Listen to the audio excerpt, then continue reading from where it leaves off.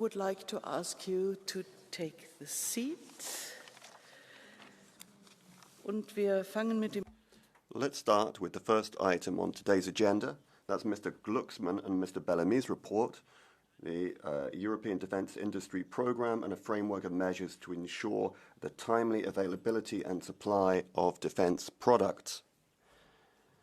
I will give the floor straight to Mr. Glucksmann for 4 minutes as rapporteur.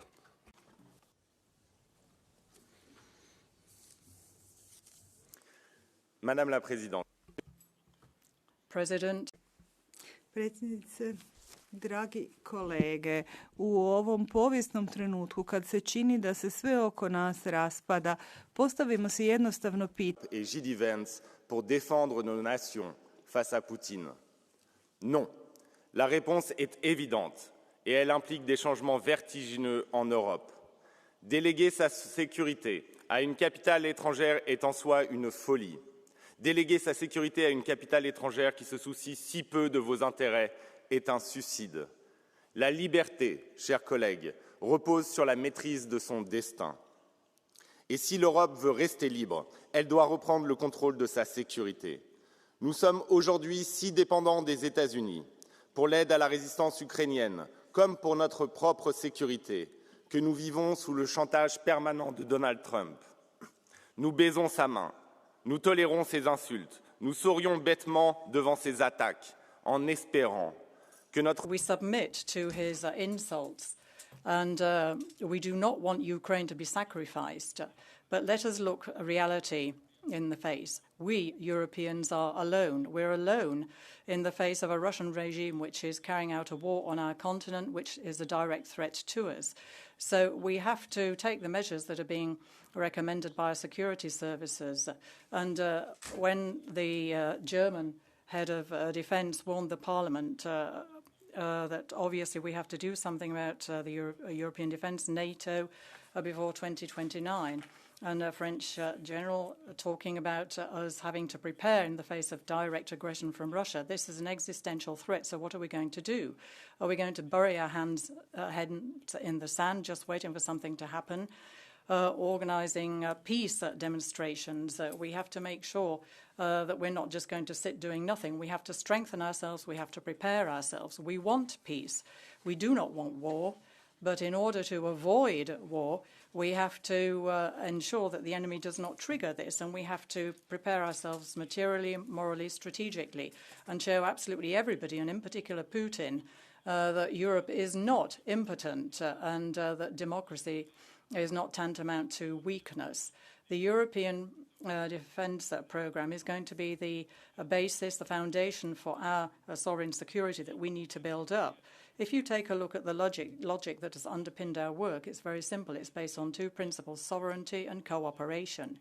Sovereignty, first of all. For the first time, we have seen that European funds are going to be financing European manufacture. EDIP is going to make sure that European money goes to European manufacturers by producing in Europe and making sure this is applied to Europe. And everything is going to be manufactured in Europe for Europeans. Today, we have seen the birth of European preference. Moving on to cooperation, EDIP is going to encourage our member states to move away from national ideas and to pool their efforts and manufacture together with Europeans. We have to work as Europeans in a European way and together with the Ukrainians. Ukrainian resistance is the first line of defence for our continent, and the Ukrainian defence industry is in the vanguard of our defence. Together with EDIP and the European facility, we're going to relaunch cooperation between our industrial base and that of Ukraine. This is important for Ukraine, a very important step for Ukraine, a very important step for Europe, dear colleagues. Today will go down in history, but we have to be clear, EDIP is only the start. It is an under-financed embryo, if you like, and I would like to call on the Commission and Member States to increase the budgets that are to be allocated. With EDIP, we're going to set the foundations of a mature Europe who is able to defend itself, and we're going to be setting the foundations for a free, sovereign, powerful Europe. And there isn't a moment to be wasted. Slava Ukraini and vive l'Europe libre. Thank you very much, Mr. Glucksmann. The next speaker is our Commissioner, Andrius Kubilius.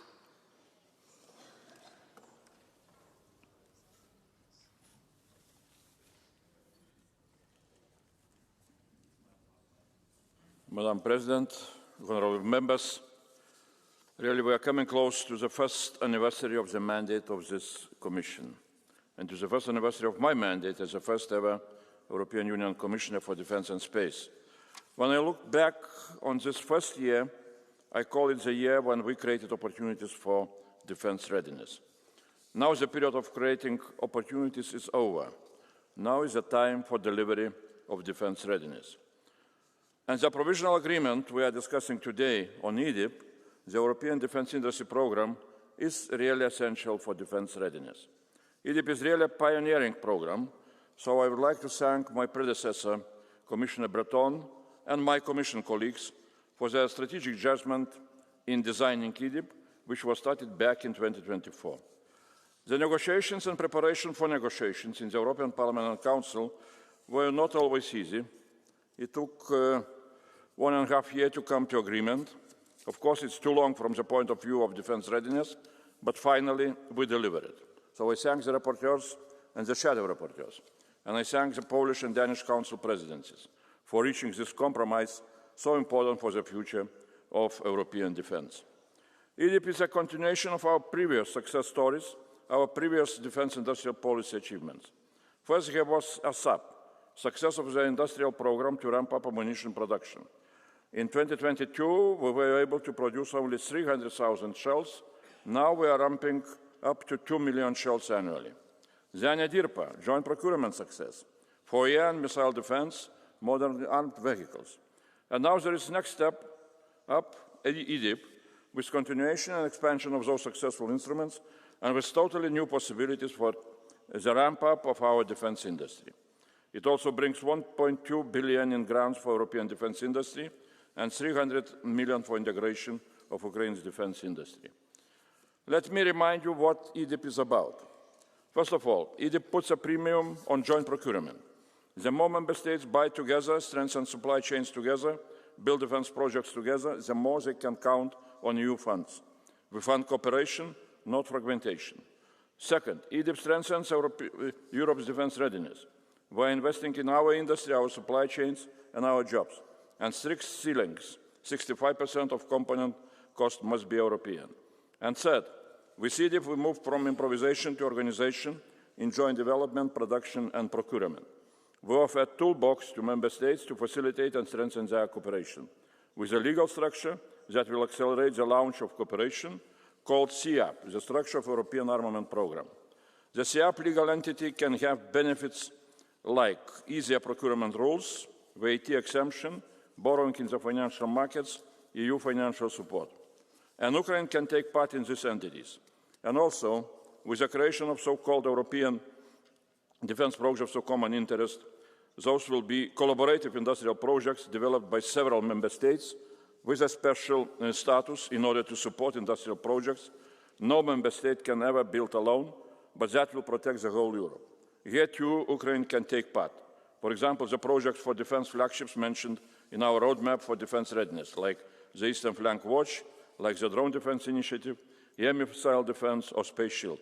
And fourth, through EDIP, the EU will set up the first ever mechanism to ensure the security of supply of defence products throughout the European Union, designed to assure timely and reliable access to defence products and components during crisis, enhancing security of supply to address bottlenecks in critical supply chains, offering a toolbox of crisis response measures adapted to the nature of the crisis. EDIP is also introducing some new and interesting defence industrial tools like FAST, Fund to Accelerate Supply Chains Transformation for SMEs and small mid-caps, European Military Sales Mechanism, or Defence Industrial Readiness Pools. And finally, EDIP supports Ukraine's defence industry, and not only with 300 million euros. EDIP makes it possible to procure defence equipment in, with, and for Ukraine. EDIP allows to invest into Ukrainian industry and to support the integration of Ukrainian industry into the European defence technological industrial base. EDIP allows us to inject Ukrainian military innovation into European defence industry. EDIP ties Ukraine structurally to our European defence industry. And that's good. Ukrainian defence industry needs us, but we need Ukraine's defence innovations even more. Madam President, honourable members, EDIP brings a defence industrial policy revolution. and lays the foundations for a less fragmented, more innovative, and a true European defence industry. That will make us stronger, more competitive, and will bring jobs, a lot of new jobs. We need Egypt to put in place our plans and proposals which we made this year, like safe loans, the defence readiness roadmap.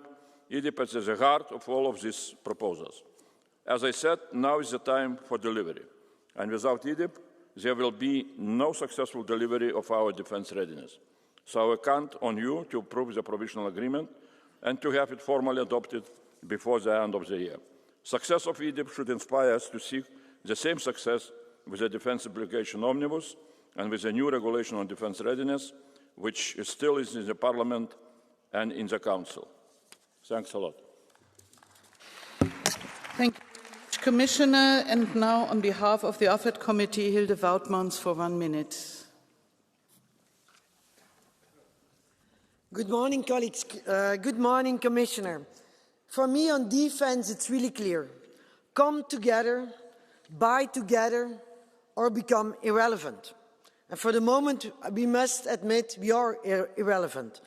Look at what happened the last days.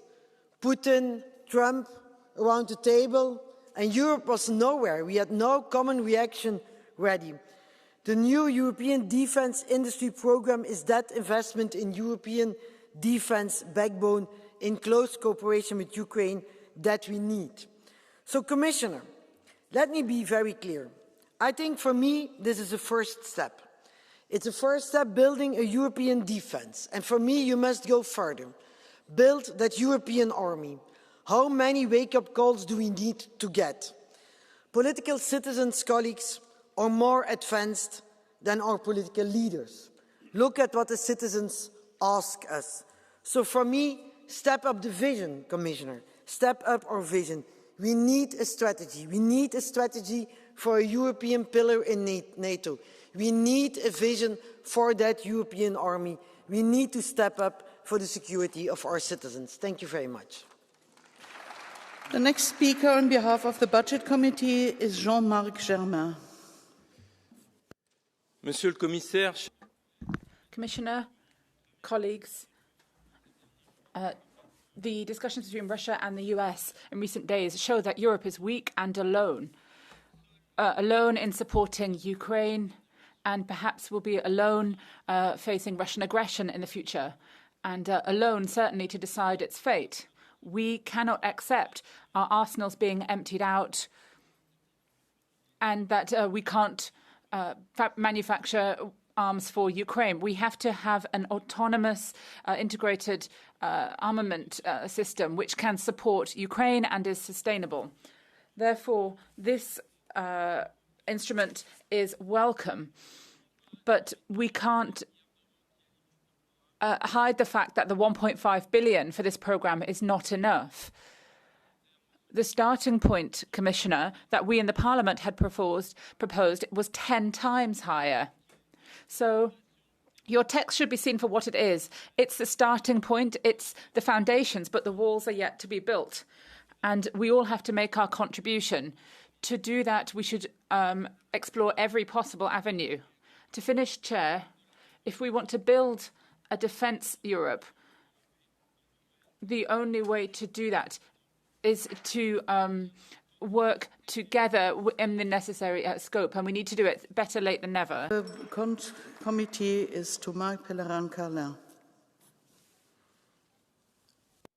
chers collègues, Colleagues, for 20 years now, our leaders have made two mistakes. First of all, to underestimate the Russian threat and to overestimate the reliability of the US.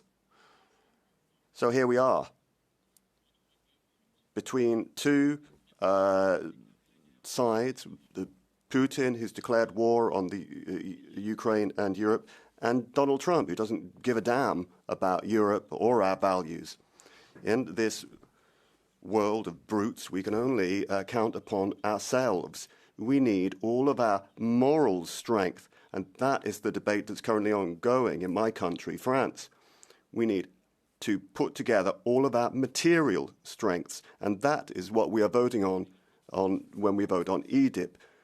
Europe will have a genuine European industrial policy in the area of defence. Europe will ensure that this money goes to European factories and European workers. So there is a glimmer of hope of a Europe that is powerful, that's proud of its values, and finally gives itself the means to match its words with deeds. The next speaker on behalf of the IMCO committee is Andrzej Buła.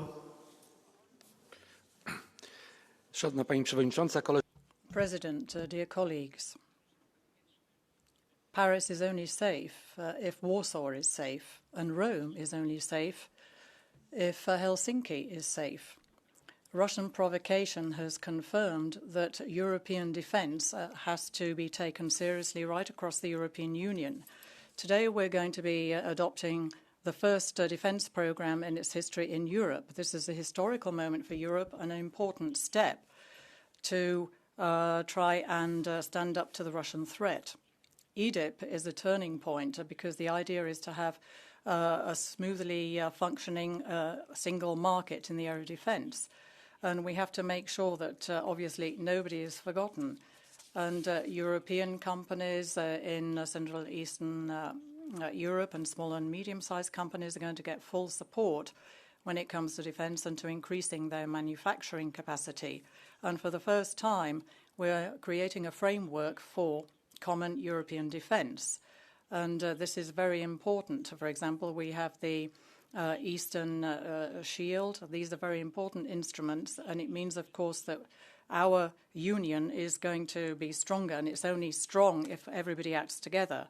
And EDIP will show that, obviously, that it's a European peace project. Of EPP is Michael Gahler for 2 minutes, please. President, colleagues, Russia's brutal war of aggression takes place in Ukraine, but the ultimate target is our way of life. Deterring Russia from further aggression beyond Ukraine and protecting our citizens requires us to take a more common, a more European approach to defense. And the current US administration unfortunately gives more and more the impression that they are mentally, at least, departing the NATO framework, so the need is even more urgent. The EU's first comprehensive defense industry program, upon which we will vote today, marks an important first step in that direction. It will provide powerful tools for strengthening our defense industry, establish a framework for deeper cooperation of EU member states for developing and maintaining joint capabilities, improve our security of supply and strategic autonomy. It will also reinforce our cooperation with Ukraine, further supporting the country but also allowing us to benefit from the hard lessons Ukraine had to learn in its brave, relentless fight for freedom. However, EDIP's success will ultimately depend on member states making full use of its potential, as well as on closing the gap between EDIP's high ambition and its very limited budget of €1.5 billion. Achieving defense readiness by 2030 requires joint and bold steps now, not in 2028. Instead of national approaches driven by industrial policy considerations, we need a coordinated, strategic and sufficiently funded European approach, enabling our armed forces to act effectively together and making most of European taxpayers' money. This is now not the time to think, well, on the national level, now there is so much money available, let's look inward. No, the opposite is necessary. Let us make use of the potential that we have here. Let's join forces, let's make use of economies of scale and more interoperability to get the things right that we need to do now. Thank you very much. Thank you very much. The next speaker on behalf of S&D is Yannis Maniatis. Dear Chair, the agreement for this EDIP program, which is an original program, is a proof of the fact that the European Parliament takes part in these negotiations. Firstly, we have now imposed a European reference, and that is very important. Second, we have safeguarded that not €1 from this budget will go to infrastructure outside of the EU. 3, we have made sure that there will be guarantees as to the security interests of the member states, as well as the respect of good neighborly relations as a prerequisite for the participation of third countries. 4, we have achieved to impose the fact that European money will go only to projects where the design authority is European. 5th, we have made through the European SIP programs on armament, as well as a common European armaments fund, the VAST program, in order for small and medium enterprises to have access. 6th, for the first time, we have made through concrete acts at the European level in the case that a member state activates the Article 42, paragraph 7 on joint assistance. So, EDIP is the base of, finally, an adult European Union. Thank you very much. Of PFE Group is Pierre-Romain Thionnet. La guerre russo-ukrainienne. The war in Russia and Ukraine is leading to another challenges in Europe, from the large missiles to small munitions. Europe has to have autonomous capacity, and it's in this sector where EDIP has exemptions for weapons not fully controlled by Europe. A minimal level of European components, only 65%, has not made any progress since the last programme. So this is also goes too far in terms of governance, particularly for the crisis mechanism, which can either increase or short-circuit the role of states. Today, the French Prime Minister has said that it's better to do nothing than to do things badly. And I would say to the rapporteurs, we're better off doing nothing than making a mistake. Speaker on behalf of ECR is Elena Donatzan. Grazie, Presidente. Thank you, President, Commissioner, colleagues. Well, this is a time of war, and the production of arms in Europe has to be rethought. That's what EDIP is for. EDIP is fundamental. It's clearly directed to the defense industry and making it more competitive. We need more autonomy in Europe, that's clear, but we shouldn't think that this autonomy should exclude allied countries.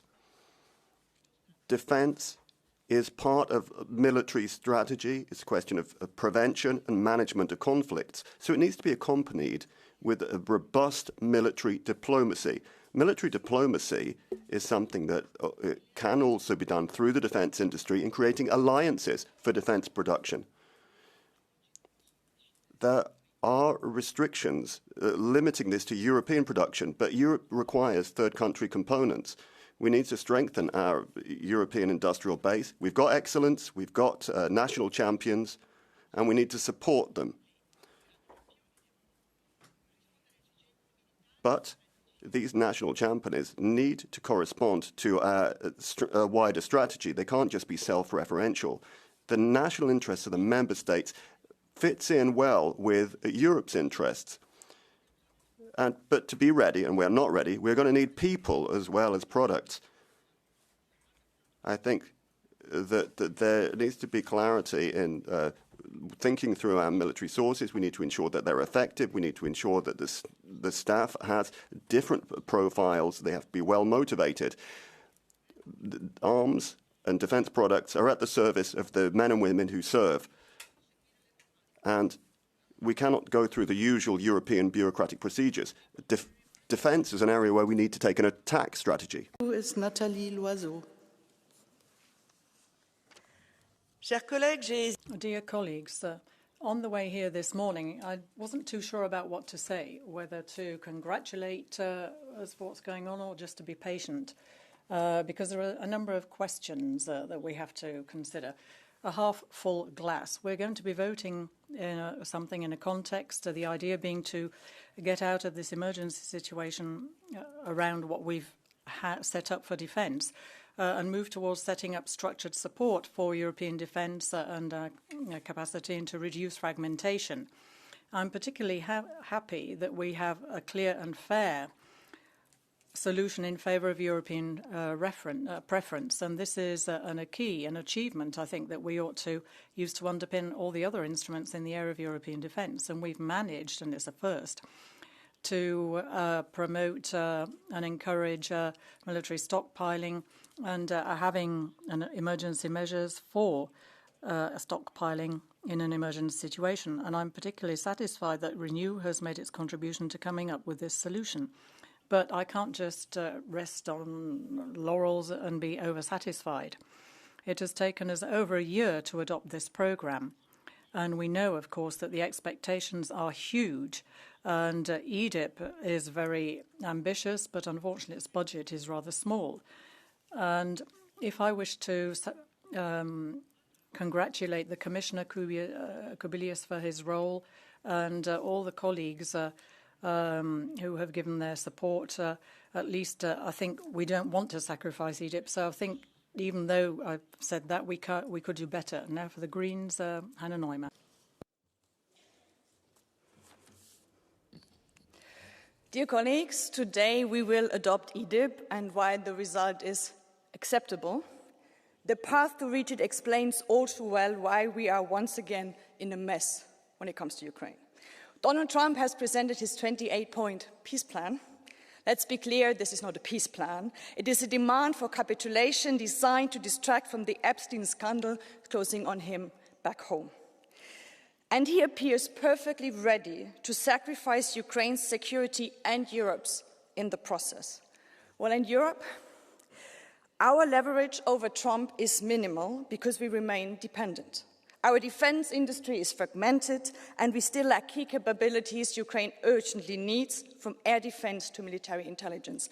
And while on the macro level, every head of state decries the lack of strategic autonomy, of European sovereignty, on the micro level, member states still turn every attempt to fix this mess into an exercise in protecting national perks and business as usual. First safe, now EDIP. Member states are carving out loophole after loophole instead of strengthening a truly European defense industry and working together to close capability gaps. Strategic autonomy, dear colleagues in the Council, by the way, where are you? Strategic autonomy does not come from Sunday speeches. It comes from Monday to Friday actions. I thank the rapporteurs and the colleagues who stood firm in the trilogue, because either we defend the European project together, or there will be soon no more project to defend. Thank you very much. The next speaker on behalf of the left is Özlem Demirel. Thank you very much, Madam President, colleagues. The only active industrial policy of the EU is arms, arms, arms. EDIP is the transition to a war economy. A war economy means that all areas of public life are submitted to working for the preparations for war. This is a dangerous turning point at the expense of social standards, environmental standards, and employment protections. Investment in arms is dead capital. You can only endlessly produce weapons if there's endless demand. And that's to say, if a war comes. And it's not usually the children of the elite who die in a war. Rather, we should be using these resources to do something else. This regulation says that the working time limit can be ignored.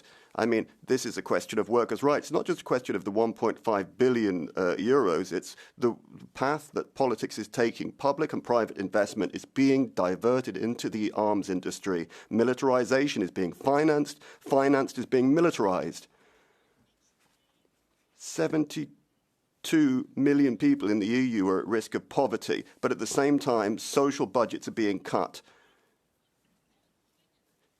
Basically, this is a non-transparent means to force companies to produce, despite all working and union rights. We will be rejecting this, colleagues. Sein group is Sarah Knafo. Madame la Présidente, chers collègues. President, colleagues, you spend your days denouncing Trump and how dependent you are on the United States. And today you will accept European public money financing American military equipment. If you buy American, then you will remain under the aegis of America because it's American defense equipment, American components, and they will remain under American law. Washington can block deliveries, prevent updates, and sabotage use of equipment. And that's why France, the only nuclear power on the continent with an excellent army, has a historic role to play now in Europe. Buying French means buying sovereignty. Ours is the only economy in the world that can produce, make from A to Z all of the technology necessary. These are born in our factories, our sovereign choices, our studies. And this is because for decades now, France has decided to take control of its own defense. One example, our attack submarine. We have hundreds of thousands of French who can be mobilized. We are entirely sovereign in this. And this is what we produce as a nation when we decide not to be dependent on anyone else. This is an alliance between industry, military, politics, engineering. This is French engineering in our military and technology industries. Why otherwise would the Emirates be buying from us? Why do we have a stable reputation across the world in this? Because since General de Gaulle, we have respected a simple principle, sovereignty. Defending a nation is how it will survive. Its survival cannot be negotiated between bureaucrats by qualified majority. It's not up to the Commission to dictate our military capacity or to send ours. Madame von der Leyen cannot decide on this for us. Is Nicolas Pascual de la Parte. Thank you very much, Chairwoman. I think that we agreed upon that we need European defence for the next years, and that means that we need a European defence technological and industrial base. And that at the same time means that we need a European preference for the acquisition and the joint procurement. This is exactly what the European Defence Industry Programme means. It means that for the first time the Europeans will decide to have European preference for the joint procurement that we need. It doesn't mean that we slam the door in front of our partners. We will have this open to the collaboration with like-minded partners that want to contribute. The percentage of the European component, it is 65, it could be more, could be less, but I think that we have agreed upon a very reasonable threshold that also allows for the participation of like-minded countries. As well, the amount of money is not too much, it's 1,500 million euros until the end of 27, but I think it's a first step, a good gesture for the Europeans to go ahead with our own single market. That means that we don't need 27 national fragmented markets, but a common one. And this means also that we commit ourselves in the EDIP with a Ukrainian instrument to deliver as much as 300 million euros. It's also a good message that we want to integrate the Ukrainian friends in the European change of production. At the same time, I think that we have to encourage and to foster the participation of our small and medium enterprises, because it is meant for them to incorporate themselves to our effort. And finally, we have to decide whether or not to make this transfer from the European defence dependent on the US to Europe defence dependent on the Europeans in an orderly way or in a disorderly way. Obviously, we have to bet for an orderly way. Thank you. Der nächste Redner ist Tobias Krämer. Next speaker is Tobias Krämer.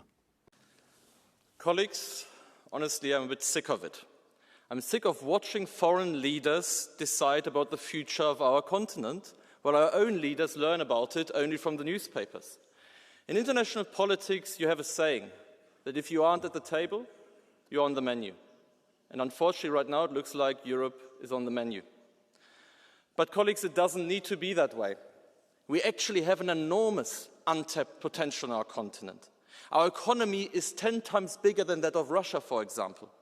But our problem is that when it comes to defense, we have failed to translate this enormous potential into actual strength, into a language that bullies like Putin actually understand.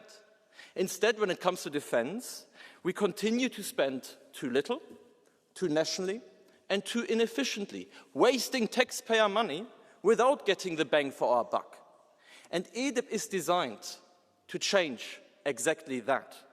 It provides the concrete plan to make our member states not just spend more, but better, smarter, and together on defense. It creates the conditions for a real European defense industry to emerge that delivers the capabilities we need and in a way that benefits citizens and not just shareholders.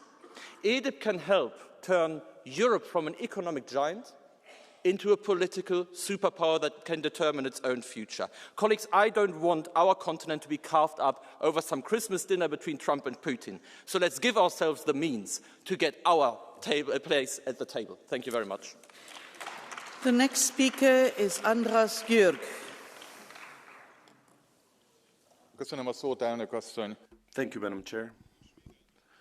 Without a strong defense industry, we cannot have lasting peace. Thus, reinforcing defense capabilities is something we can support. But the proposal on the table is really about military and financial support to Ukraine, thereby a war plan. This proposal mentions Ukraine and financial aid to Ukraine 300 times. You are trying to continue with the war in Ukraine, supporting it, instead of really reinforcing the European defense industry. It is now clear that Brussels is under war psychosis. Von der Leyen and her supporters want to send European taxpayers' money to a country where it's going to end up in the pockets of the war mafia. This is common knowledge. It's unacceptable. We are not going to let Hungarian taxpayers' money get flushed down in golden toilets in Ukraine. The proposal doesn't mention peace not once, but we patriots want a strong defense industry which is an instrument of peace. This is the only way forward. The next speaker is Michal Dworczyk. Madam President, Commissioner, dear colleagues, Europe needs a strong defence industry. Poland and the countries from the eastern flank are well placed to know this because obviously we've been supporting Ukraine.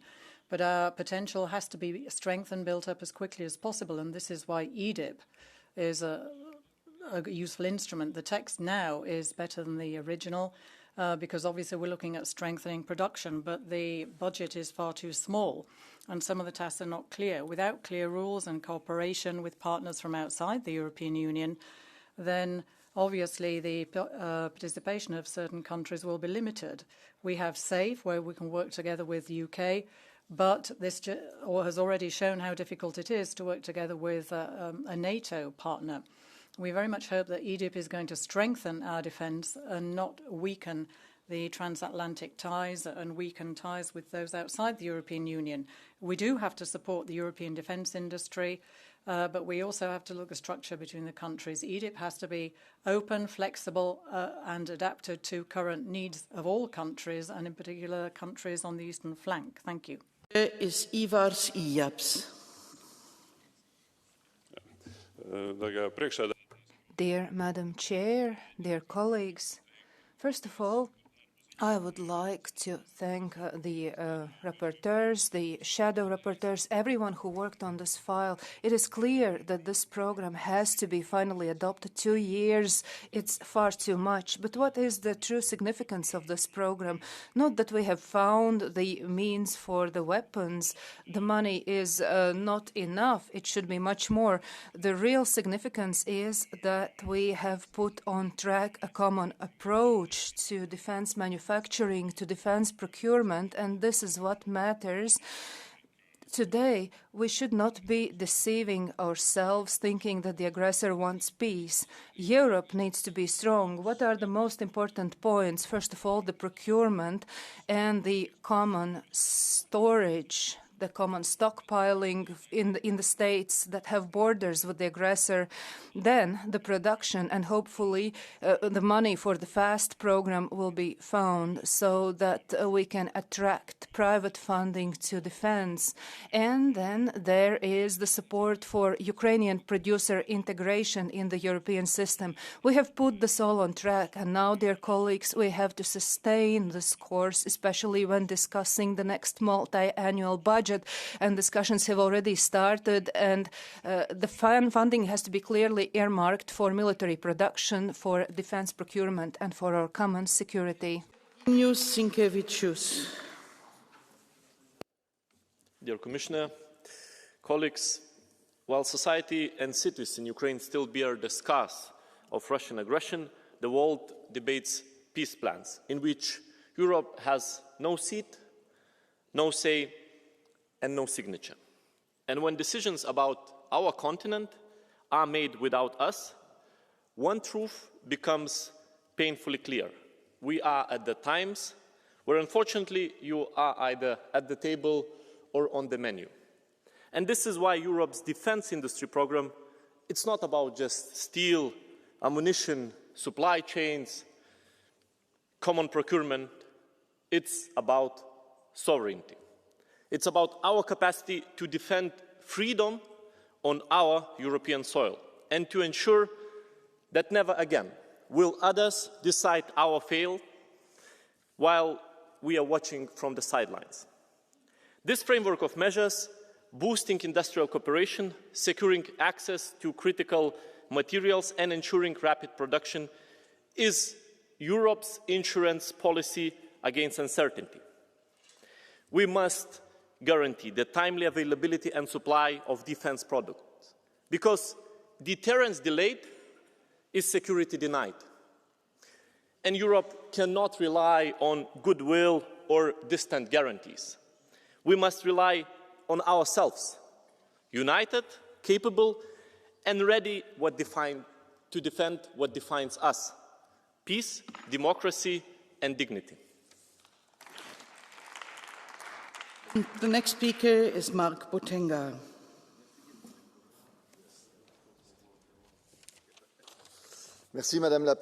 Thank you, Madam President, Commissioner, colleagues. Well, this takes some balls, doesn't it? Europe is now celebrating a text that says that workers are going to have to work more than 13 hours a day, more than 48 hours a week, and all that for the military, a sector where, thanks to the war in the Ukraine, the shareholders have already won the jackpot. Can you imagine the tiredness of working in a tough industry with explosives, toxic chemicals? Of course, none of you know that. These kind of ideas come from the right, no surprise there, always ready to sacrifice the interests of workers. But for the Social Democrats to support that, well, what a betrayal, hand in hand with the right. Oh, come on, don't look at me like that. Yeah, you'd even go further if you could. When you've got your French generals saying, oh, we're preparing to lose our children in the war, you're all applauding that. But after 4 years of war in Ukraine, it's very easy to sit there in your chairs there and say that. Why don't you go? Why are you going to send workers' kids? Why don't you go there yourself to the front line rather than imparting lessons to others, Mr. Glucksmann? It's a disdain for workers. Respect people at last. You say you're defending Europe, but what you're doing, you're attacking European workers. No, we're not going to pay the price for your diplomatic failures. We are not going to give in, Mr. Gala, to abandon our social rights. It'll be your workers paying the bill at the end of the day. The blue card from Mr. Sieper. Mr. Sieper, please, Lucas.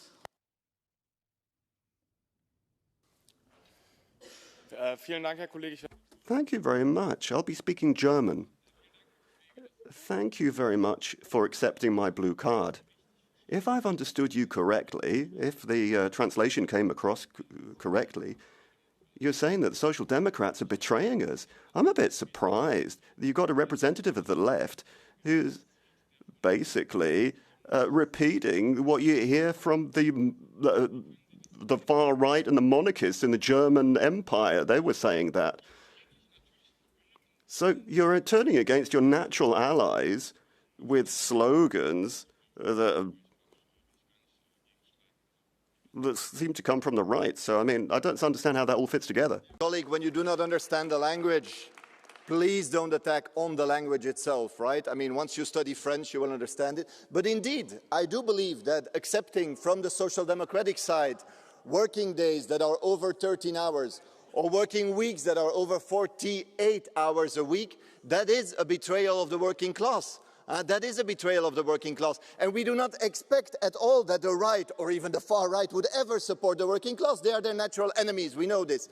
But from the Social Democrats, we expect that they will support. And I still expect that the Social Democrats at the vote here will oppose this text and refuse these passages that attack workers' rights. Thank you. Ich möchte noch mal daran erinnern, dass wir uns hier in diesem Hause mit I'll just remind you that we all should be dealing with each other with mutual respect, even if we have different political opinions. Der Redner ist Hans Neuhoff. The next speaker is Hans Neuhoff.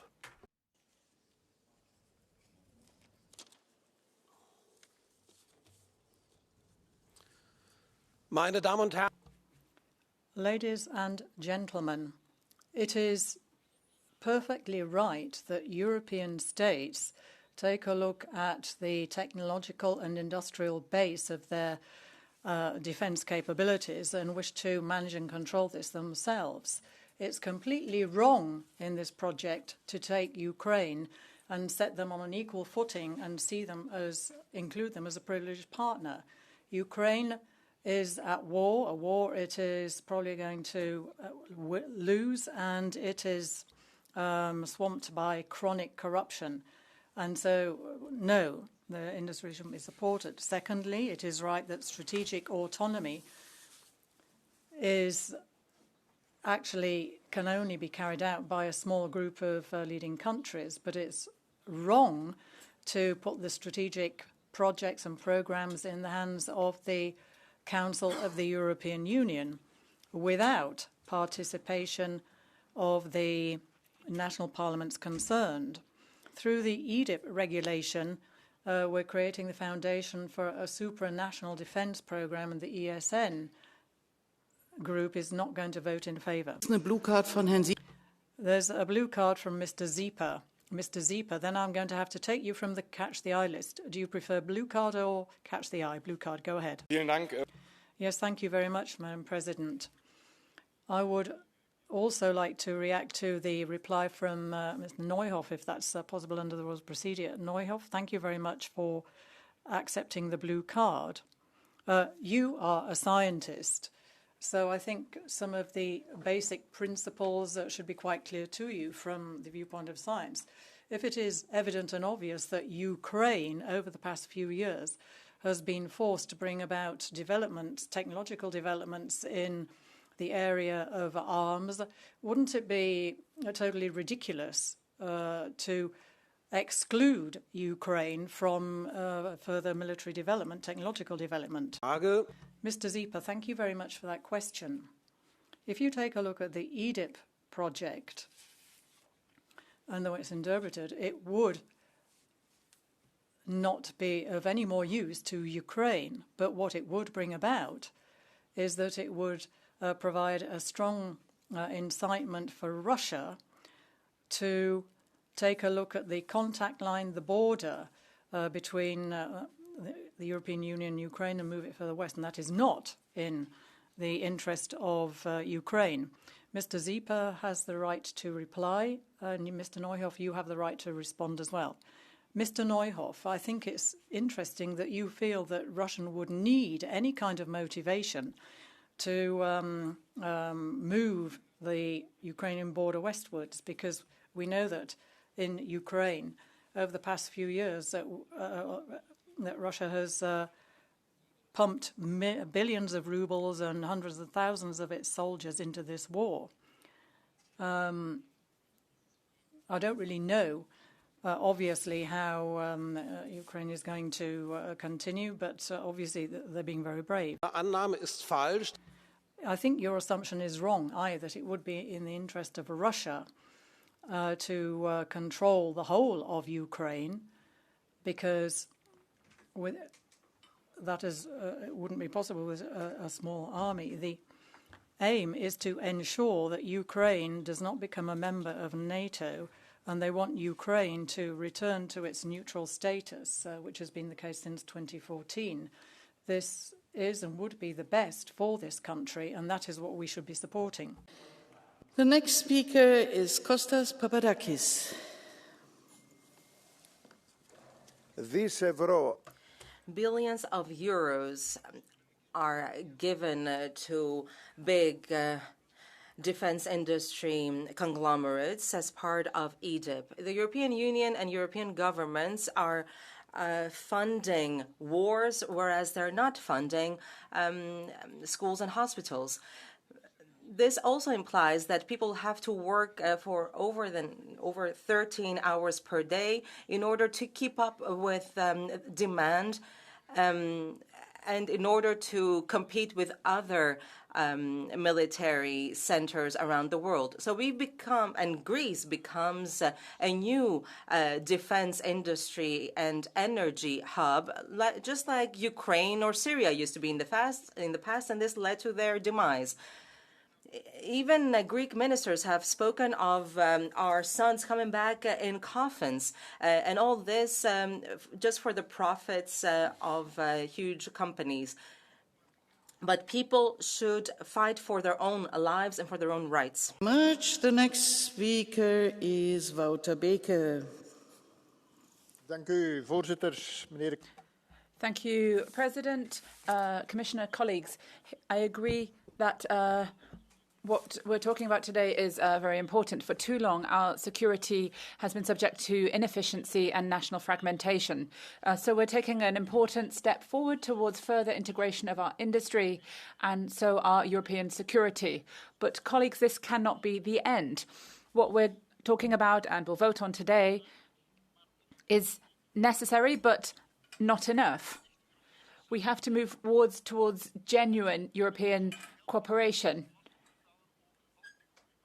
And not just to throw away taxpayer money, but to ensure that we are as efficient as possible, to ensure that we can protect our citizens in an efficient way against military threats on European territory.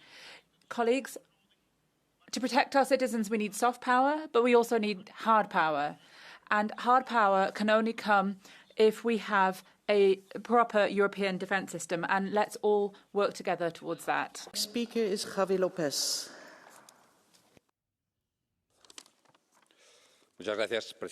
Yes, thank you, President, Commissioner. Over the past few years, and given the unpredictability of Washington and the aggressive stance of Moscow, we've had the invasion of Ukraine, ongoing hybrid attacks in Europe, and Europe has realized, of course, that they have to assume full and autonomous control of their defence and security, and this is what we're discussing today, the European Defence Industry Programme.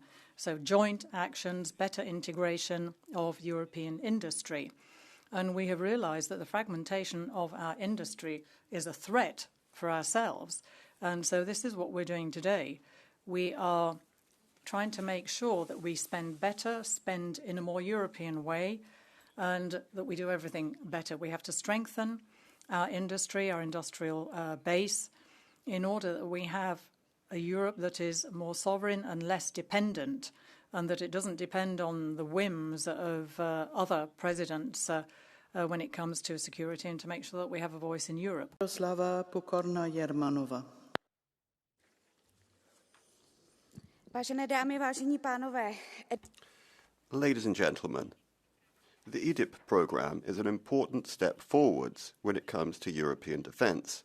If Europe is to be safe, then we need to create growth in our industrial sector. However, we have to be sensible in dealing with this programme. we should not repeat the mistakes that have been made in the past, and we should maintain what works well. We have a good basis to work upon. The EDIP program should not be a program just for large, strong players on the market. Rather, it should give opportunities to SMEs. That is the basis of our industrial fabric. So the proposal has to be properly balanced. And the decisions taken have to correspond to national military doctrines. Member states are responsible for putting together the capacities, and that's why we have to support the EDIP. But the competence of member states have to be respected, and the whole European defence industry has to be supported, not just the big players. So, ladies and gentlemen, just to introduction, listening to the debate today, I think that the key purpose of this legislation is not to fight the United States, but to make European defense stronger. So we should keep this in mind. I think generally I welcome the outcome of the trialogue and will vote in favor. It's a good compromise that makes sense. However, on our path to the enhanced industrial base, one serious obstacle is also this House. The Commission Defence Omnibus is a very good start, thank you very much. But the negotiations on the Parliament position suggest that some groups have not yet moved past their Greta Thunberg fandom. Even worse is the file on accelerating permitting ground for defence readiness. Parliament is overcomplicating matters as if there were no war in the Ukraine. We have to act responsibly, and we may have a different position, but we should stay united if our defence is at stake. Thank you. The next speaker is Lucia Jaar. Thank you, Chair. Kolegovia, kolegyne, o podpore európskeho obranného. Dear colleagues, for years we've been talking about supporting the European defence industry. But I don't think we're really ambitious enough. We have already had very many warnings that Russia is preparing for Europe, and EDIP is arriving right at the last minute, and we've seen that the budget is not enough for EDIP, because I don't think we can really think that common defence can be done on the cheap, but at least we do have the first step. We have finally got a programme for the European defence industry, and it's quite an extraordinary programme because it means that we're going to strengthen joint production, we're going to try and boost the economy, and the idea is to have a European preference. What is important, and this is a decisive issue, we're going to be strengthening Ukraine as well. EDIP is not ideal, but it does have the potential to put us on the path towards full capacity. Madam President, esteemed colleagues, after long discussion, the European Defence Industrial Programme is finally coming. Europe can be truly independent only if we take our destiny in our hands. Without strong defence, we risk letting other powers like US, China, Russia decide Europe's future. And this is the clearest lesson from the Trump one-side EU trade deal and this so-called peace plan in Ukraine. We keep getting bad deals, and our allies are becoming less predictable and our adversaries more aggressive. Europe is strong in diplomacy, but diplomacy can only take us so far if it's not backed by real military strength. So stronger defense is not a luxury, it's a must. Without joint defense project across the EU, we can produce what Europe truly needs: drones, ammunitions, communication system, and transport vehicles. Colleagues, a DIP is a good instrument to make Europe stronger, safer, and more independent, but it should be only the beginning. Thank you. Thank you. The next speaker is Gaetano Pedula.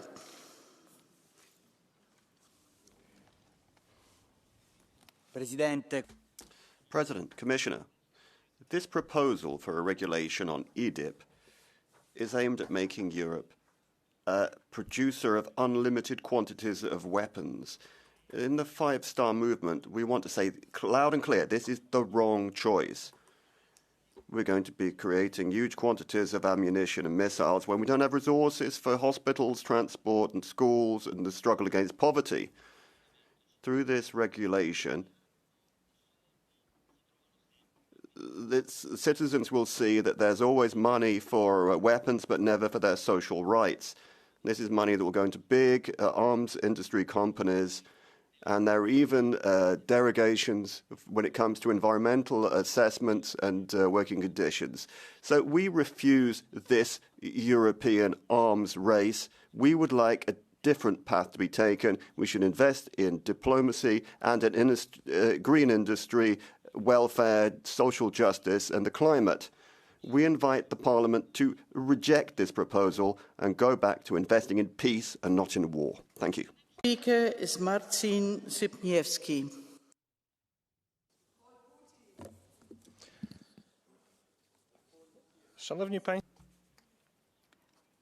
Dear colleagues, Brussels is creating a super defence ministry that is going to decide who is going to decide arms in Europe and to whom they can sell these arms. So this is going beyond the competences of the member states, because it's each member state that should take the decisions about defence, and Europe is not one of their competences, and I don't know when this suddenly happened.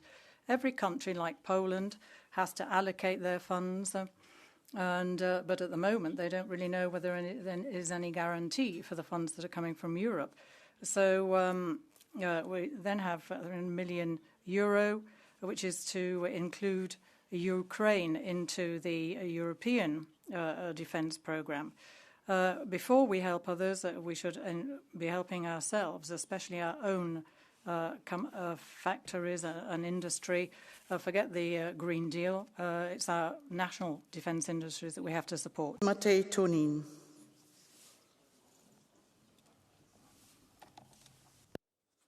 Podpredsednica, komisar, kolegice in kolegi. President, colleagues, we all know that peace is what holds everything together, the precondition for any type of social system, for the economy, healthcare systems, education, and so forth. A lasting peace for our children is something that we can only achieve through deterrence, a credible deterrent that we need the necessary capacity for. Now, on the left, some people say that the price is too high, but we can't forget that we are in a period of Cold War, and that the last Cold War cost us a lot more. And it was thanks to that we were able to defend ourselves and create the welfare state that allowed us to get to where we are today. European security depends on our American allies. But we need to try to increase our autonomy. To do that, we need a robust European defence industry. What EDIP is trying to achieve is effective joint European products. And anyone who opposes that opposes peace and supports Putin. Sophie Eriksson.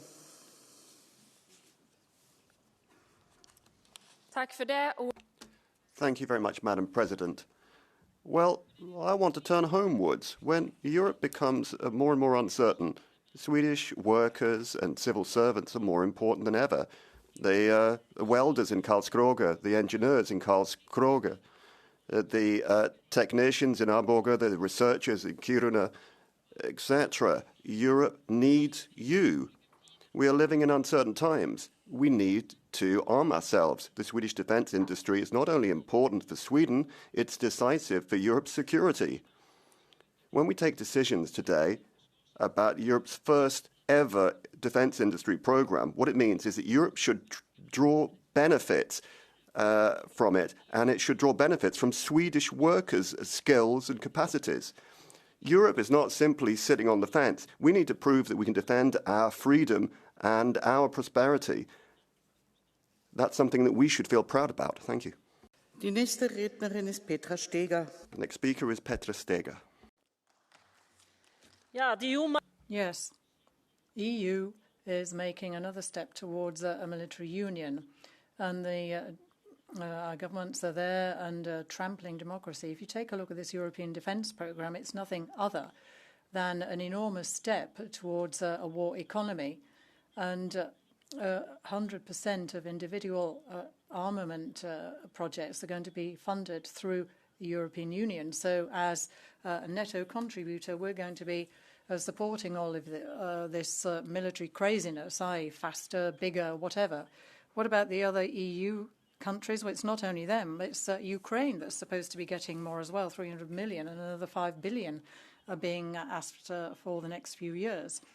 And so even more money is going to be sent into these silly channels. There are all sorts of corruption scandals in Ukraine. It doesn't really matter because what is not being prepared is Ukraine accession to EU, but EU entering the Ukraine war.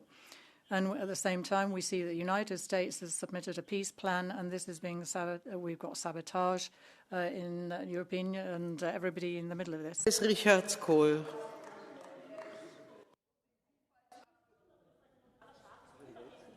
Please, the next speaker. Please listen to the next speaker. Mrs. Steger.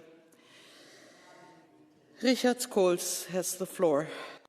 Thank you, Chair. Dear colleagues, yes, EDIP is needed, and many colleagues previously already elaborated on the details. But 1.5 billion euros for nearly 3 years divided among 27 member states is not a serious response to the reality we are facing.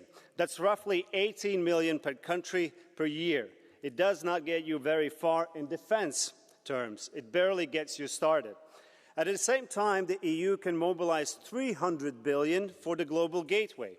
So for infrastructure projects around the world, hundreds of billions.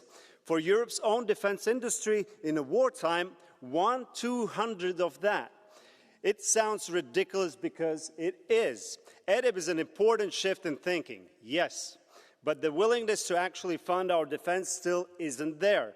We keep saying we understand the times we live in, but we are clearly still budgeting as if nothing has changed. It is the EU's idea of ramping up. We are obviously not ready to do that. Better late than never, yes, but it's still much, much too little. Thank you. The next speaker is Nikola Minchev. Dear Madam President, dear Mr. Commissioner, dear colleagues. Russia's aggression has dismantled any illusion that our security is guaranteed, and our only answer lies in unity. EDIP will allow member states to buy together, plan together, and prepare together, securing the availability of defense equipment across the EU. With this deal, we ensure that European money serves European interests by setting a fair balance, requiring 2/3 of the component value to come from the EU or trusted partners, preserve space for cooperation while shutting out suppliers that compromise our security. I also welcome the new Ukraine-dedicated instrument within EDIP, which is the start of its gradual integration into Europe's industrial ecosystem, an important step for strengthening both Ukraine's resilience and the Union's security. Although EDIP itself is not enough, ultimately it equips Europe with the capacity to act together, which reinforces Europe's contribution within NATO while laying the foundations of a genuine European defense union in practice. EDIP must be more than a 2-year program. Europe needs to be able to respond quickly, act together, and stand on its own. Thank you. The next speaker is Michal Czerba. Pani Przewodnicząca. President, Commissioner, Poland has the potential to be an important centre for modern defence technology. So obviously the funds are going to be coming from EDIP and SAFE. We have to increase investment in security, and this means not only strengthening our arms capability, but it also represents a chance for our economies, innovation, AI-based innovation, and all sorts of technologies. We have EDIP, and this is going to allow us to develop our skills and further the programs that are a mark in themselves. And we're also going to be able to help Ukraine. All sorts of different kinds of equipment, Piorun, Borsuk, and there are a lot of things that have been developed by Polish industry. And obviously, this is all very much future looking. And we have to guarantee security for our citizens and our countries. Mr. Oliveira, do you accept it? No. Then the next speaker is Lucia Annunziata.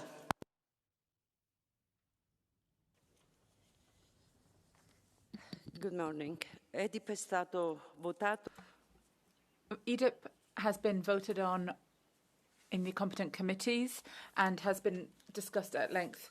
I'm just here to emphasise one point: the role of the Parliament in building European defence.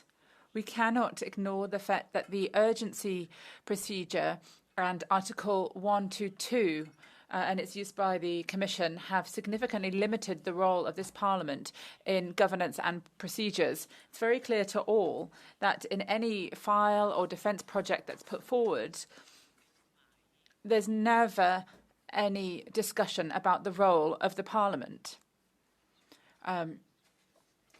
which Parliament should be approving this in line with all these rules. Now, with EDIP, I'd like to thank Mr. Glucksmann, who has led up our group on working on this. We barely got in information requirement from the Commission on annual developments for processes and participation as with an observer role on the board. This is not enough. And I think that both the left and the right in this Parliament have an interest, and the speaker was cut off. Next speaker is Marie-Agnes Strack-Zimmermann. Oh, sorry. Marion Maréchal, pardon. Mes chers collègues. Colleagues, rearmament is no longer a choice. It is a necessity. Our continent cannot live at the expense of foreign powers. No, but this will all remain a slogan until we have our own independent defence system. But we need to increase our defence budget. EDIP is a first step in the right direction. It represents our desire for greater strategic autonomy and European preference. But the text is not ambitious enough. How can we be fully satisfied when the European preference is as a ceiling of 65%? When the definition of European components is very vague, when there are too many exemptions, which allow weapons to be produced under lights from South Korea or the US with European taxpayers' money. We need to set objectives in the short, medium, and long term. But seeing as we've got this kind of approach to the energy transition, why don't we have the same approach to strategy?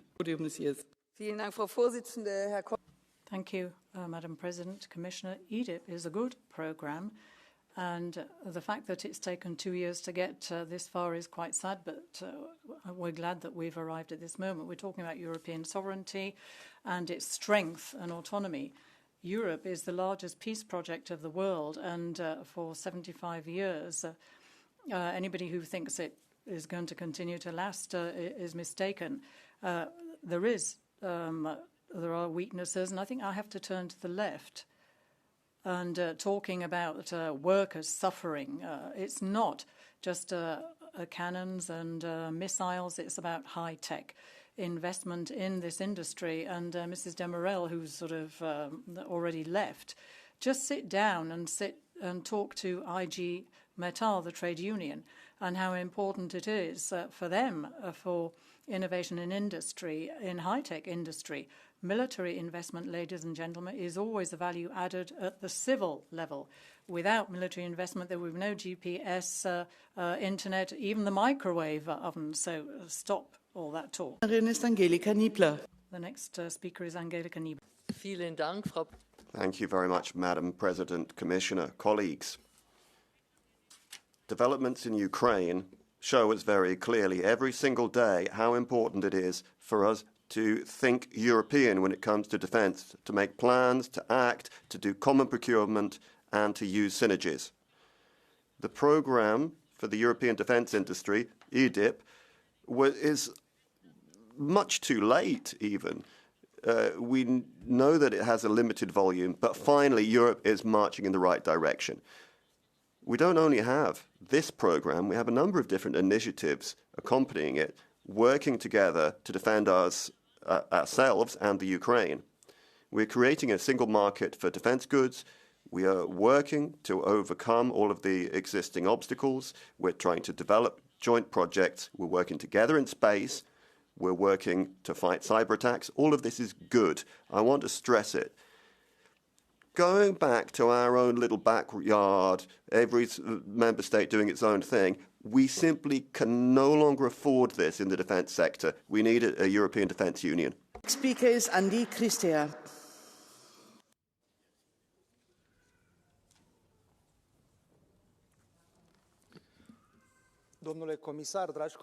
Commissioner, dear colleagues, it is our duty to produce the weapons necessary for our defence and to create those production chains that we need within the EU rather than beg others for help. We might have all the money in the world if we don't have the things that we need when we need them. You can have a lot of money, but if the store's closed, and you're in a bit of trouble. If you have all the money that you need, but there's a long queue there, the problem is similar. Dear colleagues, strategic autonomy doesn't mean independence.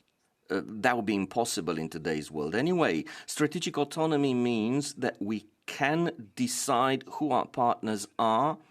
It means that we depend only on the people that we can trust. We need coordination, we need simplification. We can no longer be the victims of a context or another. Thank you. Grazie, President. Thank you very much, President, Commissioner. The EDIP programme represents a first step, an essential one, in building a common defence system. And it needs to be based upon a modern industrial sector that's competitive and autonomous. Having internal production, it means greater stability and more efficiency in the use of public resources. We need to promote cooperation among states while respecting national competencies that can be given value to. EDIP has capacity for investment, for qualifications, and it can go beyond the military dimension, improving national strategic competencies.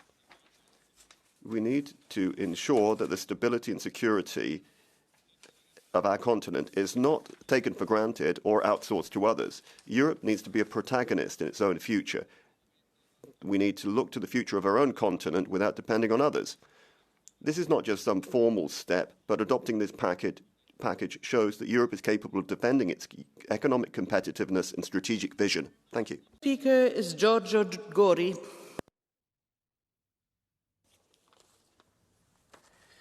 President, Commissioner, colleagues. The rapid geopolitical changes, current conflicts, starting from the Russian aggression towards Ukraine, all remind us of how fragile peace is and mean that the EU must have a strategy to defend its own security.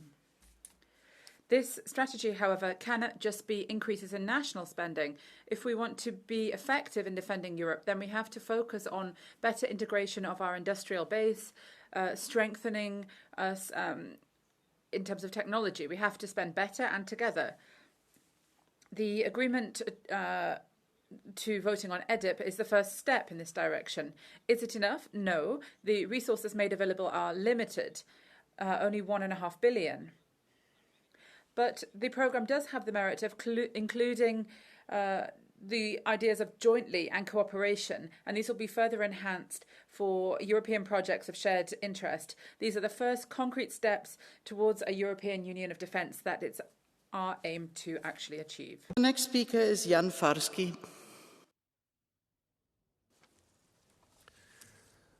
Dear colleagues, do you find it appropriate to discuss a program whose main aim is to accelerate and strengthen European defense capabilities in the ongoing war for 22 months? Is this the expected path to increasing Europe's readiness and defense capability? Europe isn't weak. Europe is just fragmented. Too many systems, too many standards. Europe uses 178 weapon systems, while the United States only 30. We face the fragmentation that makes us not only less effective, but less defendable as well.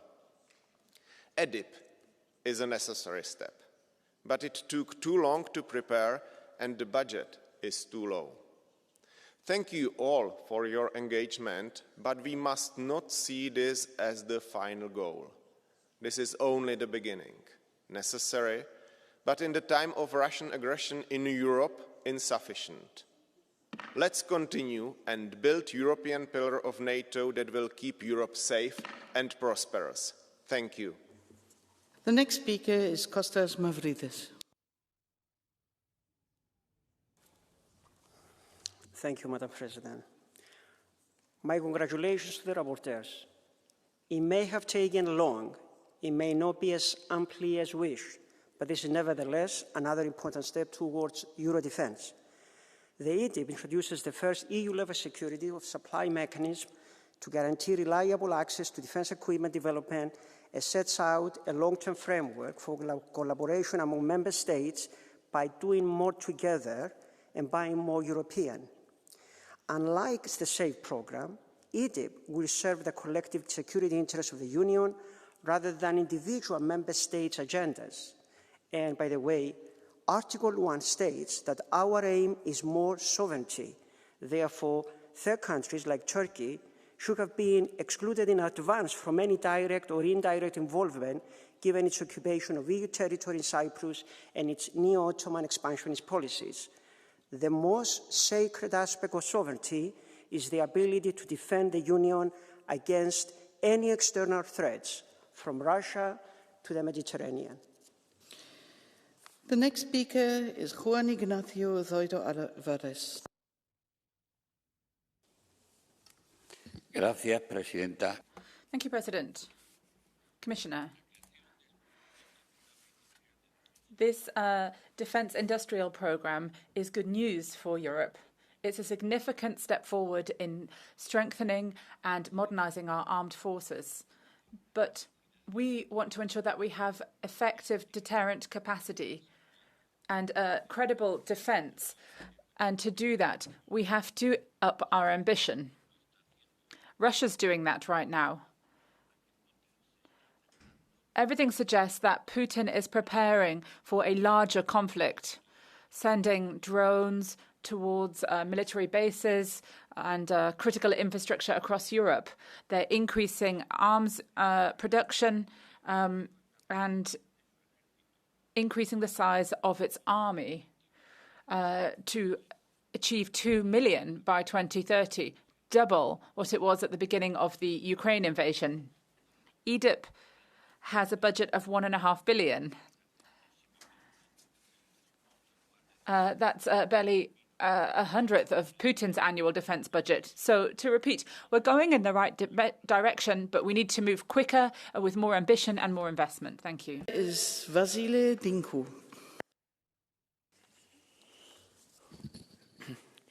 Domnule comisar.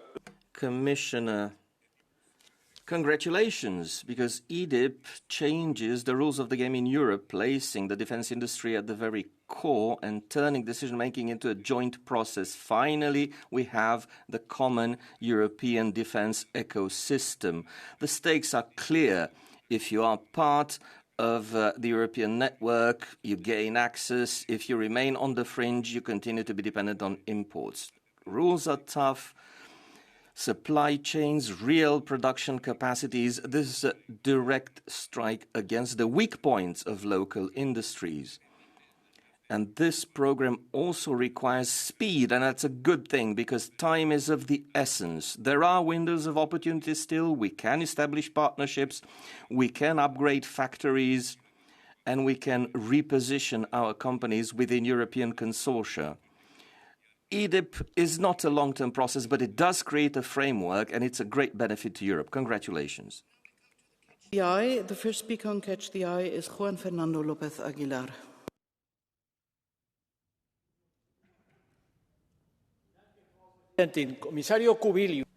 Commissioner Kubilius, you'll have realised, no doubt, that there is broad consensus, broad agreement across the interventions to maintain and support this European defence programme, obviously, which means that strategic autonomy and that Europe is responsible for its defence. Yes, we agree that we have to invest better, which means we have to do it together, which means we need joint procurement of arms and military equipment. But that's not enough. Furthermore, the European Union has to have a voice that can be heard under a firm and clear voice when it comes to deciding the future of Ukraine, which is also the future of the European Union.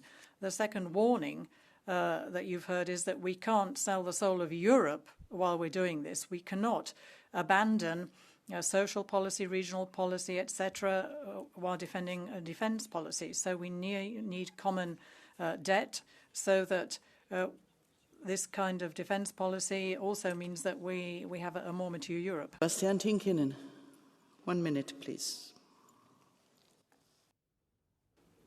Arvoisa puhemies, mikään yhteiskunta ei tule selviämään ilman puolustajia. Thank you very much, Madam President. No society can live without some defence. If we are not strong enough, someone can just march in and destroy everything we built. At that moment, that someone is Russia. Throughout its history, Finland has done its bit to ensure that our borders are defended. Countries that don't have a border with Russia should understand that the frontline countries have got no safety net that they can rely upon. Every single European country has to be its own security guard. We have to buy strength because Europe has been saving on this for years.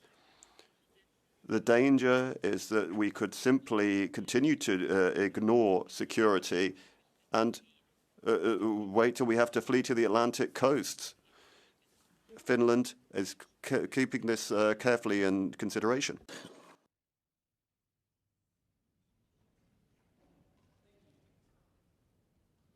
Thank you.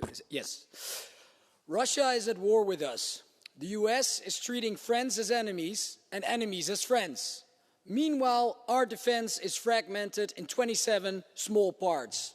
And in the past 4 years, Ukraine's heroic fight bought us time. Time to get our defense in order. And now we finally have a result. The European Industrial Defense Programme is good, but it's not enough to keep us safe. It's too small, and we are too slow. Colleagues, it took us 4 years to do the easy part. Now we need to finish the most important to-dos for creating a strong European defence union. Our own command and control, a European pillar in NATO that can operate without the US, and a European army at its core. For our safety, we need to sacrifice the belief that national sovereignty is sacred and create a real United States of Europe. Thank you. The next speaker is Lynn Boylan.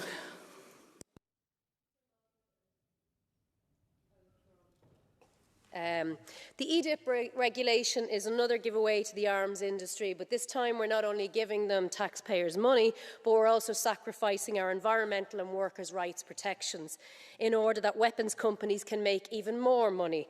This regulation, as others have said, steamrolls over the Habitats Directive, water quality legislation and the Working Time Directive.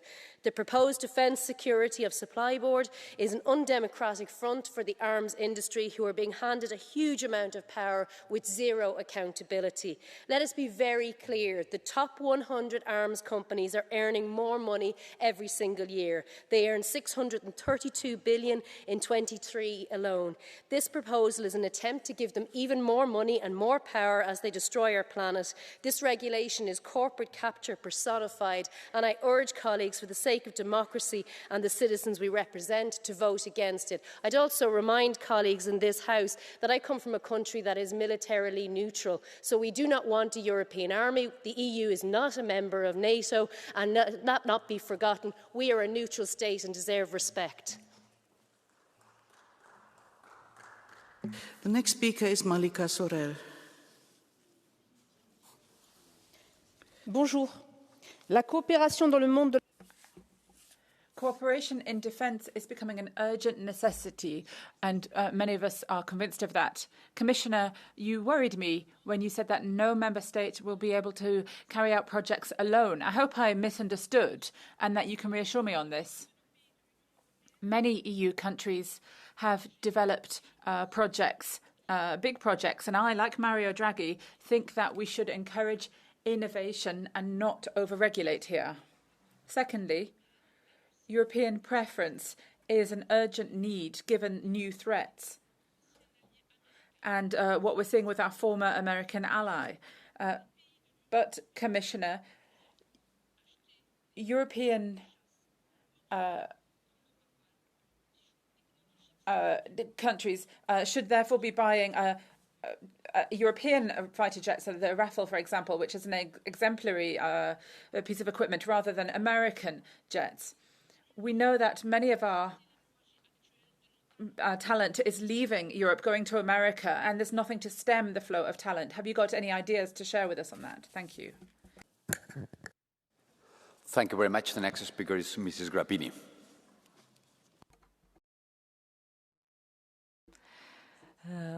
President, Commissioner, dear colleagues, I think that we should discard the manipulation that we have seen today in Parliament and that we see on a day-to-day basis in our countries. We need an integrated strategy in Europe, which doesn't mean that we want war. We need to be capable to protect ourselves, to protect our citizens, the citizens living in the European Union. And yes, Commissioner, I totally agree with you. Cooperation, not fragmentation. And maybe we should go upwards of 65% of European components.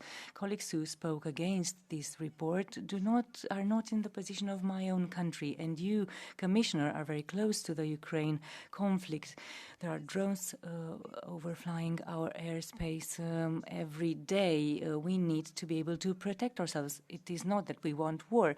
We may reach peace. We talk about peace a lot these days, but that doesn't mean we don't need a defense strategy, because yes, our main priority is ensuring the security of our citizens from all points of view, for defense and for food, of course. Thank you. Thank you very much. And the last speaker is Mr. Oliveira for 1 minute. Thank you very much, President, Commissioner Kubilius. Well, if our response to the social crisis is just to subsidize the building of weapons, well, that really shows the direction the EU is going in. We're interested in building weapons, but not houses. Well, we've got creches and kindergartens closing down, but we've got the militarization of the EU. You've got 1.5 billion to spend by 2027. But you've also got money from the Competitiveness Fund in the next MFF. You've got money being diverted from the regional funds and cohesion funds to go into these choices. The EU is choosing to get Europe's industry and factory producing things that destroy lives. You're getting public support and initiatives channeling money into the multi-billion arms industry of death. There are opaque links between political sphere and the arms industry, and this is a big risk for our future generations. Next speaker is the Commissioner. Commissioner Kubilius, you have the floor.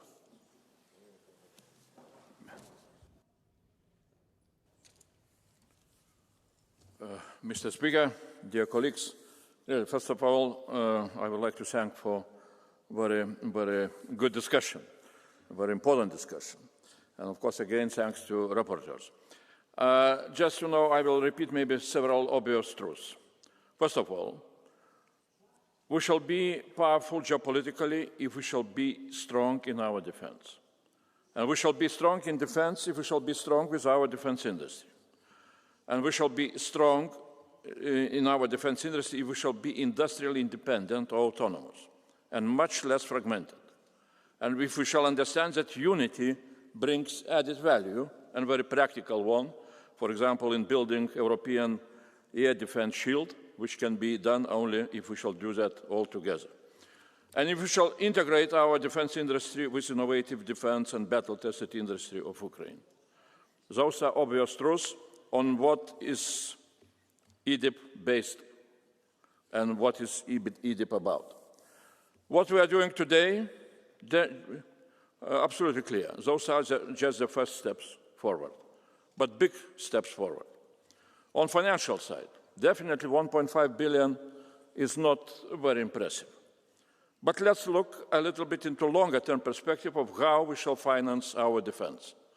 If member states will implement their pledges, which they gave to NATO summit, that they will spend up to 3.5% for real defense till 2035, it means that European Union member states will invest into defense during the next 10 years 6.8 trillion euros. Next MFF will be given to defense around 60 billion euros. So we need to understand that in Europe, defense is financed by national member states. National member states will spend 100 times more than we shall have in next MFF.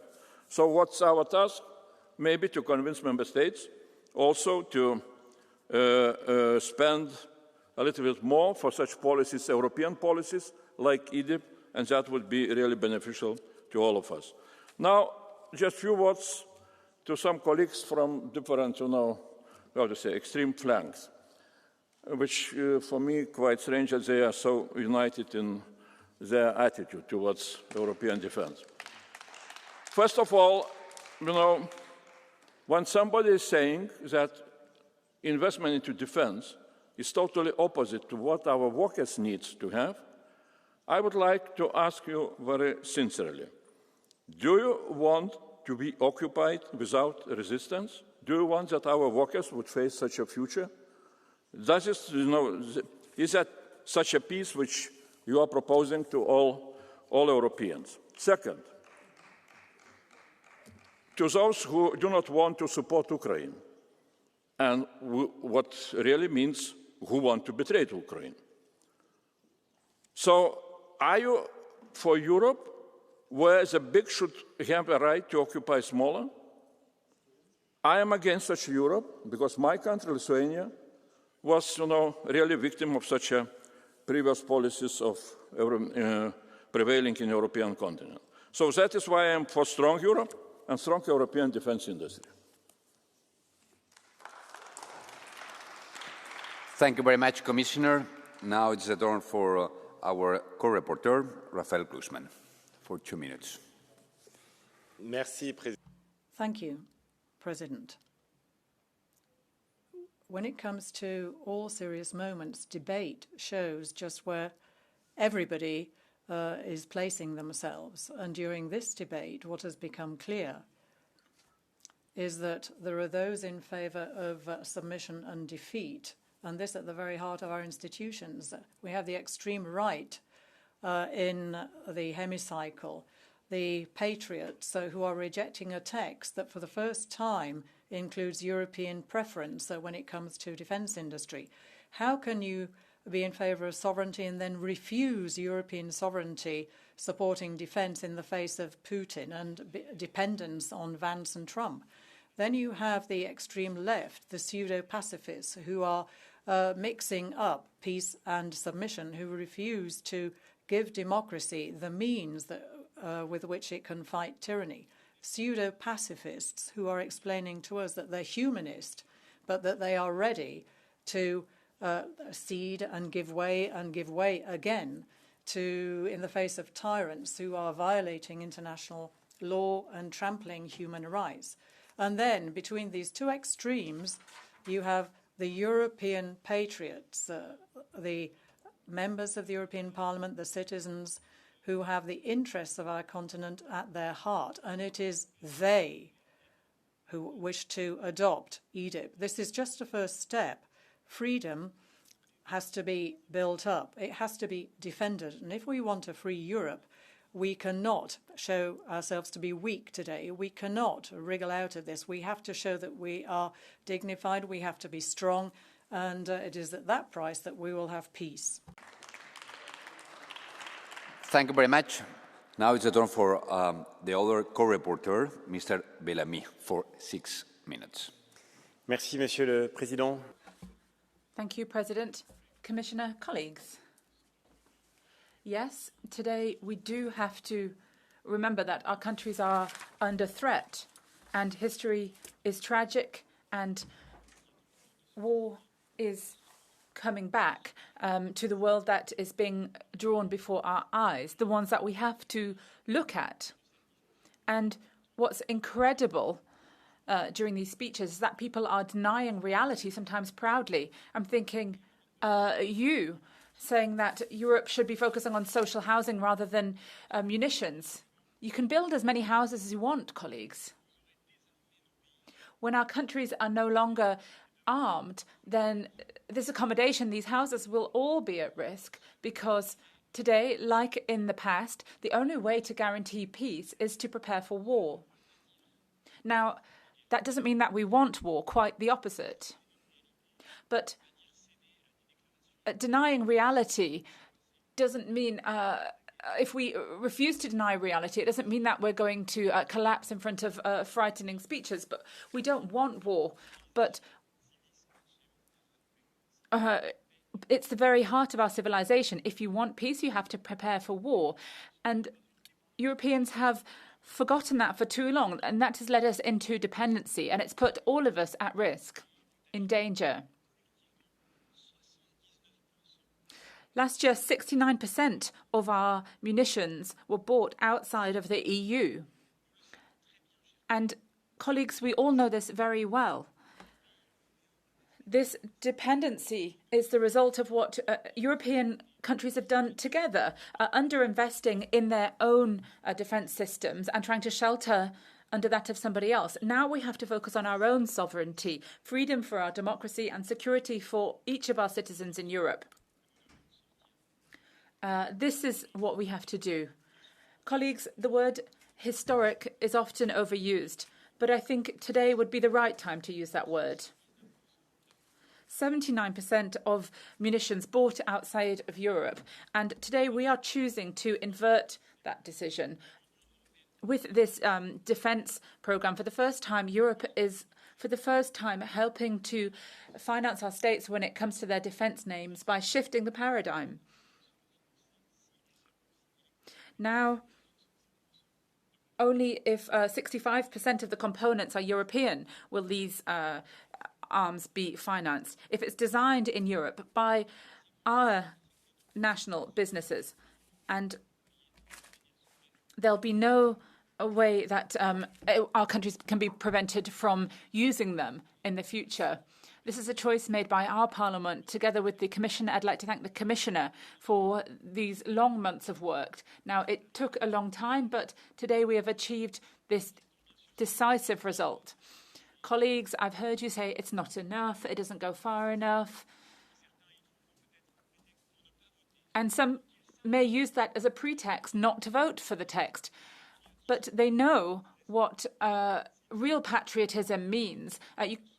If you're going to be patriotic, to claim to be patriotic, then we have to vote to move in this new direction set out by this text.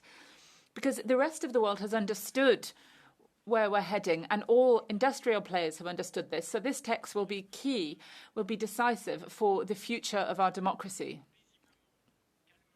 Today, peacefully, calmly, but with determination, we'll do our work and accept our political responsibility, not to make frightening statements, but to look for solutions that will guarantee peace in the future. With this text,